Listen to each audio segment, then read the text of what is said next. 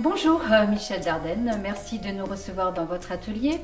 Alors vous êtes sculpteur et vous travaillez de nombreux matériaux, le bois, le marbre, l'acier, le bronze, j'en oublie certainement. En effet, je voudrais... Je m'en doutais.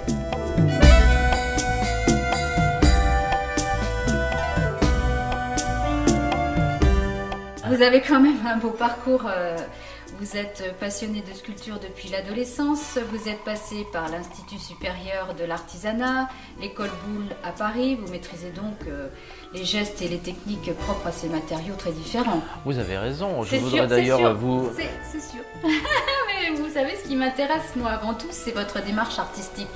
Une démarche qui vous fait dire qu'une œuvre ou que l'art en général doit être une histoire d'humain. Pour vous, une œuvre d'art doit rassembler autour d'elle, j'imagine. Elle peut même servir une cause, voire faire passer un message, je me trompe? En effet, oui. J'en étais sûre, j'en étais sûre. Vous oubliez pourtant de dire que vous avez été primé en Suisse, au Japon et même en France par l'Académie des Arts et des Lettres pour l'ensemble de toute votre œuvre. C'est tout de même pas rien. Oui, mais vous... Oui, oh, c'est bon. Merci beaucoup, Michel. On peut couper là? Ça va? J'étais comment?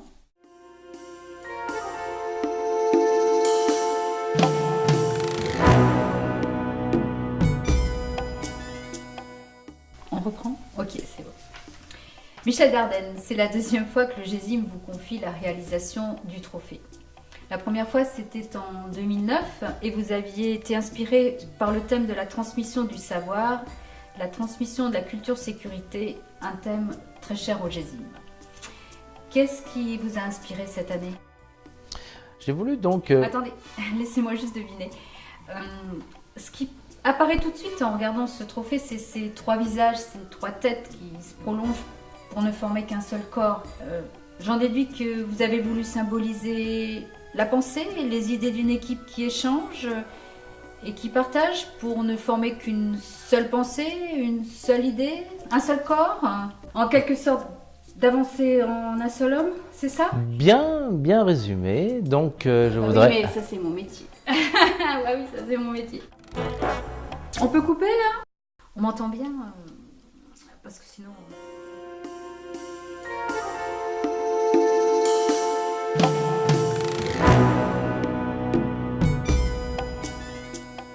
Michel Dardenne, pour réaliser ce trophée en bronze, vous avez utilisé une technique appelée fonte à la cire perdue. Ça consiste en quoi précisément? C'est une technique avec quelques étapes. Attendez, je vous coupe. Mais finalement, le mieux, c'est peut-être que vous nous fassiez une démonstration, non? Avec plaisir. Ok.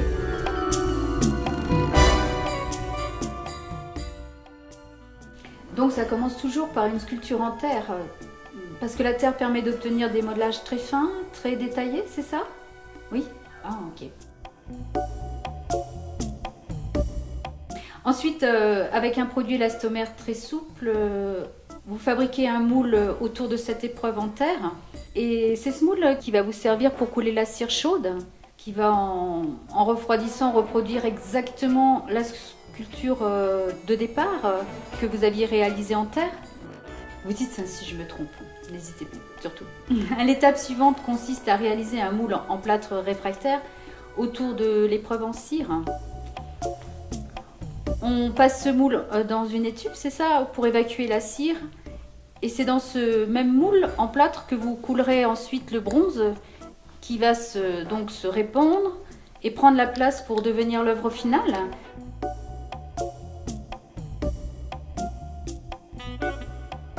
Waouh, moi c'est le moment que je préfère.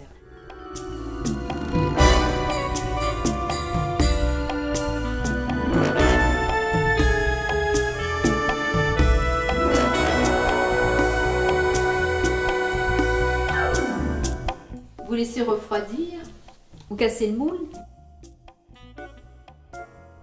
Ah oui.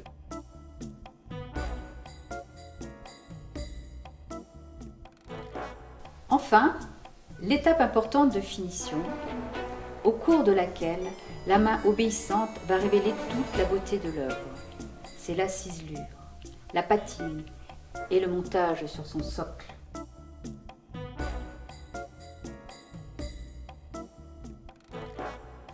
Michel, vous avez quelque chose à préciser ou à ajouter? Eh bien, Eh ben c'est parfait, je vous remercie. Ça va, j'étais bien? Oui, mais s'il parle trop, on coupera en montage.